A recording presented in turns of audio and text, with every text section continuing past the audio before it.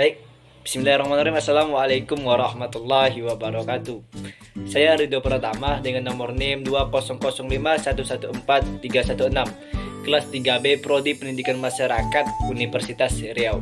Baik, di sini saya ingin menjelaskan sedikit tentang teori-teori pembelajaran. Sebelumnya, mari kita masuki apa itu teori pembelajaran. Teori pembelajaran merupakan suatu kegiatan seseorang untuk mengubah perilaku mereka. Seluruh kegiatan belajar selalu diikuti oleh perubahan yang meliputi kecakapan, keterampilan dan sikap, pengertian dan harga diri, watak, minat, penyesuaian diri, dan lain sebagainya. Untuk teori-teori pembelajaran ini ada 4 macam. Yang pertama, teori belajar behavioristik. Teori behavioristik adalah sebuah teori yang dicetuskan oleh Jack dan Berliner tentang perubahan tingkah laku sebagai hasil dari pengalaman. Teori ini lalu berkembang menjadi aliran psikologi belajar yang berpengaruh terhadap arah pengembangan teori dan praktik pendidikan, hubungan stimulus responnya. Teori behavioristik dengan model hubungan stimulus responnya menundukkan orang yang belajar sebagai individu yang pasif. Respon atau perilaku tertentu dengan menggunakan metode pelatihan atau pembiasaan semata. Munculnya perilaku akan semakin kuat bila dua diberikan penguatan dan akan menghilang bila dihukum. Berikut ini adalah proses belajar mengajar menurut teori belajar behavioristik. Teori belajar behavioristik ini mempunyai beberapa kelemahan antara lain. Yang pertama itu, proses belajar yang kompleks tidak terjelaskan. Yang kedua, asumsi stimulus respon terlalu sederhana. Selain kritik di atas, berikut ini adalah contoh aplikasi teori belajar behavioristik. Yang pertama itu, pengaplikasiannya ialah menentukan tujuan-tujuan instruksional. Kedua, menganalisis lingkungan kelas yang ada saat ini, termasuk mengidentifikasi pengetahuan awal mahasiswa. Yang ketiga, menentukan materi pelajaran. Yang keempat, memecah materi pelajaran menjadi bagian kecil-kecil. Yang berikutnya, menyajikan materi pembelajaran. Yang berikutnya, menyajikan stimulus berupa pertanyaan, tes, latihan, dan tugas-tugas. Berikutnya, mengamati dan mengkaji respon yang diberikan. Berikutnya, memberikan penguatan positif ataupun negatif. Berikutnya, memberikan stimulus baru dan lain sebagainya. Itu merupakan aplikasi ya dari teori behavioristik. Langsung saja kita memasuki teori belajar kognitif. Apa sih teori kognitif itu? Teori belajar kognitif mulai berkembang pada abad terakhir sebagai protes terhadap perilaku yang telah berkembang sebelumnya. Model kognitif ini memiliki perspektif bahwa para peserta didik memproses informasi dan pelajaran melalui upaya mengorganisasi, menyimpan, dan kemudian menemukan hubungan antara pengetahuan yang baru dengan pengetahuan yang telah ada. Model ini menekankan pada bagaimana informasi diproses. Peneliti yang mengembangkan teori kognitif ini adalah Ausubel, Brunner, dan Gagne. Berikut ini adalah gambar proses belajar mengajar menurut teori belajar kognitif. Teori kognitif berpandangan bahwa belajar merupakan suatu proses internal peserta didik yang sedang belajar, yang melibatkan aspek ingatan, pengelolaan informasi, emosi, dan aspek-aspek kejiwaan lainnya. Teori ini merupakan aktivitas yang melibatkan proses berpikir yang sangat kompleks. Prinsip umum teori belajar kognitif antara lain yang pertama itu lebih mementingkan proses belajar daripada hasil. Yang kedua, tingkah laku seseorang ditentukan oleh persepsi serta pemahamannya tentang situasi yang berhubungan dengan tujuan belajarnya. Yang ketiga, belajar merupakan perubahan persepsi dan pemahaman yang tidak selalu dapat terlihat sebagai tingkah laku yang nampak. Yang keempat, memisah-misahkan atau membagi-bagi. materi pelajaran menjadi komponen-komponen yang kecil-kecil dan mempelajarinya secara terpisah-pisah akan kehilangan makna. Yang keenam, belajar merupakan aktivitas yang melibatkan proses berpikir yang sangat kompleks dalam praktik pembelajaran. Teori ini tampak pada tahap-tahap perkembangan. Itu menurut J. Piaget, Advanced Organizer, pemahaman konsep Branner, energi belajar Gagne. Yang ke-7, dalam kegiatan pembelajaran keterlibatan siswa aktif amat dipentingkan. Materi pelajaran disusun dengan pola dari sederhana ke kompleks. Yang ke-8, perbedaan individu siswa perlu diperhatikan karena sangat mempengaruhi keberhasilan belajar. Untuk kelebihan teori belajar kognitif ini, pada dasarnya konsep pembelajaran kognitif ini mempunyai kelebihan. Di antaranya itu yang pertama, sebagai sebuah subjek, belajar menjadi faktor yang paling utama. Siswa dituntut untuk belajar dengan mandiri secara aktif. Yang kedua, mengutamakan pembelajaran dengan interaksi sosial untuk menambah khasana perkembangan kognitif siswa dan menghindar kognitif yang bersifat egosentris. Yang ketiga, menerapkan apa yang dimiliki siswa agar siswa mempunyai pengalaman dalam mengeksplorasi kognitifnya lebih dalam, tidak melalui menggunakan bahasa verbal dalam berkomunikasi.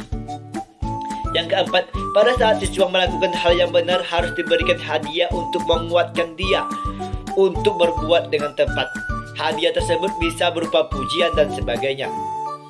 Dan sebaliknya, memberikan hukuman atas kesalahan yang mereka buat. Yang kelima, materi yang diberikan akan sangat bermakna jika saling berkaitan, karena dengan begitu seseorang akan lebih terlatih untuk mengeksplorasi kemampuan kognitifnya. Ketujuh, pembelajaran dilakukan dari pengenalan umum ke khusus, dan pembelajaran tidak akan berhenti sampai ditemukan unsur-unsur baru lagi untuk dipelajari. Yang artinya, pembelajaran dengan orientasi ketuntasan adanya kesamaan konsep atau istilah dalam suatu konsep bisa sangat mengganggu dalam pembelajaran. Karena itulah penyesuaian interaktif bisa sangat dibutuhkan. Penyesuaian ini diterapkan dengan menyusun materi sedemikian rupa sehingga guru dapat menggunakan hierarki kompleks ke atas dan ke bawah selama informasi disajikan. Teori belajar kognitif ini mempunyai beberapa kelemahan. Antara lain, yang pertama itu lebih dekat ke psikologi. Yang kedua, sulit melihat struktur kognitifnya yang ada pada setiap individu. Selain kritik di atas, ada beberapa contoh pengaplikasian dari teori kognitif ini. Yang pertama, contoh aplikasi ke teori kognitif menurut Piaget. Jadi menurut Piaget ini menentukan tujuan instruksionalnya. Kedua, memilih materi pelajaran. Ketiga, menentukan topik yang mungkin dipelajari secara aktif oleh mahasiswa. Itu menurut Piaget. Menurut Branner ya, contoh aplikasi teori kognitif itu yang pertama yang menurut beliau menentukan tujuan instruksional. Kedua, memilih materi pelajaran, menentukan topik yang bisa dipelajari secara induktif. Jadi itulah pengaplikasian teori kognitif menurut Piaget dan Branner.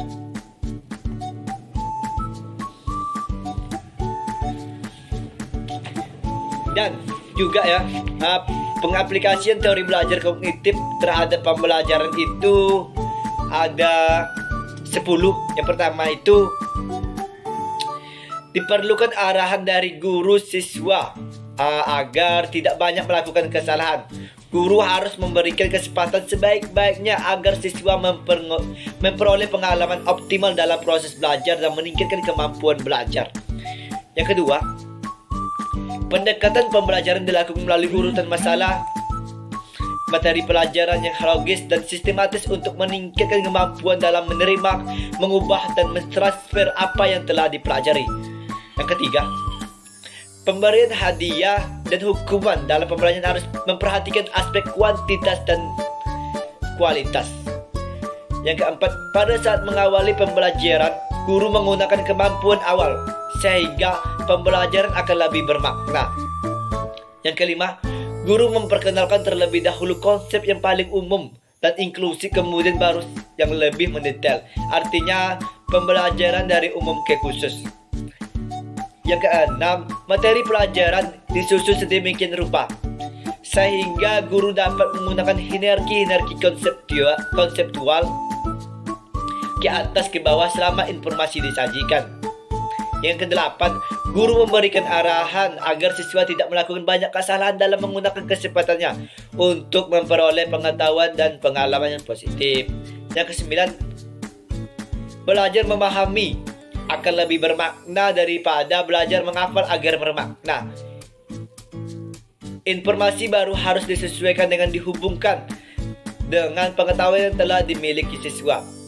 Tugas guru adalah menunjukkan hubungan antara apa yang sedang dipelajari dengan apa yang telah diketahui siswa. Yang ke-10, adanya perbedaan individual pada diri siswa perlu diperhatikan karena faktor ini sangat mempengaruhi keberhasilan belajar siswa. Perbedaan tersebut misalnya pada motivasi, persepsi, kemampuan berpikir, pengetahuan awal, dan sebagainya. Itu ya tentang teori belajar kognitif yang kedua. Yang ketiga, masuk lagi kita ke yang ketiga, yaitu teori belajar humanistik. Apa sih teori belajar humanistik itu?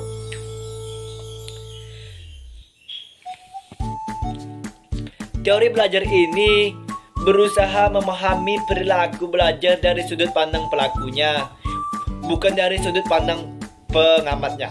Tujuan utama para pendidik adalah membantu peserta didik untuk mengembangkan dirinya, yaitu membantu masing-masing individu untuk mengenal diri mereka sendiri sebagai manusia yang unik dan membantu dalam mewujudkan potensi-potensi yang ada dalam diri mereka. Dalam teori belajar humanistik ini, proses belajar harus berhulu dan bermuara pada manusia itu sendiri.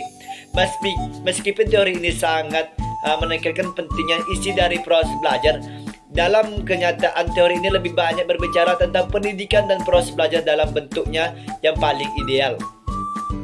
Dengan kata lain, teori ini lebih tertarik pada ide belajar dalam bentuknya yang paling ideal daripada belajar seperti apa adanya. Seperti apa yang kita amati dalam dunia keseharian, teori apapun dapat dimanfaatkan asal tujuan untuk memanusiakan manusia, mencapai aktualisasi diri dan sebagainya dapat tercapai.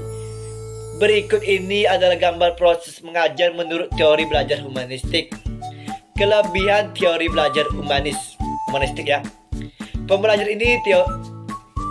Pembelajaran dengan teori ini sangat cocok diterapkan untuk materi pembelajaran yang bersifat pembentukan kepribadian, hati nurani, perubahan sikap, dan analisis terhadap fenomena sosial. Indikator dari kebersihan aplikasi ini. Aplikasi ini adalah siswa merasa senang, bergairah, berinisiatif dalam belajar, dan terjadi perubahan pola pikir, perilaku, dan sikap atas kemauan sendiri. Siswa diharapkan menjadi manusia yang bebas, berani, tidak terikat oleh pendapat orang lain, dan mengatur pribadinya sendiri secara bertanggung jawab tanpa mengurangi hak-hak orang lain atau melanggar aturan, norma, disiplin, atau etika yang berlaku. Aplikasi teori belajar humanis terhadap pembelajaran. Pandangan kalangan humanis tentang proses belajar pengaplikasiannya perlunya penataan peran guru atau tenaga kependidikan dan prioritas pendidikan. Menurut pandangan ini, guru atau tenaga kependidikan berperan sangat fasilitator daripada sebagai pengajar belaka. Guru sebaiknya bukan lagi sebagai proses pembelajaran, tetapi yang terpenting adalah memfasilitas tumbuhnya motivasi belajar secara intrinsik pada diri peserta didik. Peserta didik harus beri kesempatan yang seluas-luasnya untuk melakukan eksplorasi dan mengembangkan kesadaran identitas dirinya. Psikologi humanis ini sangat berperan bahwa guru sebagai fasilitator. Berikut ini memberi kemudahan belajar dan berbagai kualitas fasilitator menurut teori humanis. Ciri-ciri guru yang baik menurut Humanis ini adalah guru yang memiliki rasa humor, adil, memiliki lebih demokratis, mampu berhubungan dengan siswa dengan mudah dan wajar, ruang kelas lebih terbuka, dan mampu menyesuaikan pada perubahan. Sedangkan guru yang tidak efektif adalah guru yang memiliki rasa humor yang rendah, mudah menjadi tidak sabar, suka melukai perasaan siswa dengan komentar yang menyakitkan, bertindak agak otoriter, dan kurang peka terhadap perubahan yang ada. Itu adalah dari teori belajar Humanis. Selanjutnya kita masuk kepada teori yang terakhir, yaitu teori belajar sibernetik. Apa sih teori belajar sibernetik itu? Teori belajar sibernetik adalah memproses informasi. Teori sibernetik lebih mementingkan sistem informasi dari pesan atau materi yang dipelajari. Bagaimana proses belajar akan berlangsung sangat ditentukan oleh sistem informasi dari pesan tersebut. Teori ini mempunyai kesamaan dengan teori kognitif yang mementingkan proses. Jadi teori ini hampir sama ya sama dengan teori kognitif tadi. Proses memang penting dalam teori sibernetik, namun yang lebih penting lagi adalah sistem informasi yang diproses. Informasi inilah yang menentukan proses. Oleh sebab itu, teori sibernetik bahwa tidak ada satu jenis pun cara belajar yang ideal untuk segala sesuatu, sebab cara belajar sangat ditentukan oleh sistem informasi. Sebuah informasi yang sama mungkin akan dipelajari siswa dengan proses belajar yang berbeda-beda. Teori belajar pengolahan informasi termasuk dalam lingkup teori kognitif. Di dalamnya dijelaskan belajar sebagai proses internal yang tidak dapat diamati secara langsung dan perubahan kemampuan yang terikat pada situasi tertentu. Namun, memori kerja manusia mempunyai kapasitas yang terbatas. Menurut Gagne, dalam bentuk mengurangi muatan memori kerja, bentuk pengetahuan yang dipelajari dapat berupa proposisi, produksi, dan mental image. Teori sibernetik sebagai teori belajar dikritik karena lebih menekankan pada sistem informasi yang akan dipelajari. Sedangkan bagaimana proses belajar berlangsung sangat ditentukan oleh sistem informasi tersebut. Selain itu, teori ini tidak membahas proses belajar secara langsung, sehingga hal itu menyulitkan penerapannya. Kelebihan teori belajar sibernetik. Yang pertama itu cara berpikir yang berorientasi pada proses lebih menonjol. Yang kedua, penyajian pengetahuan memenuhi aspek ekonomis.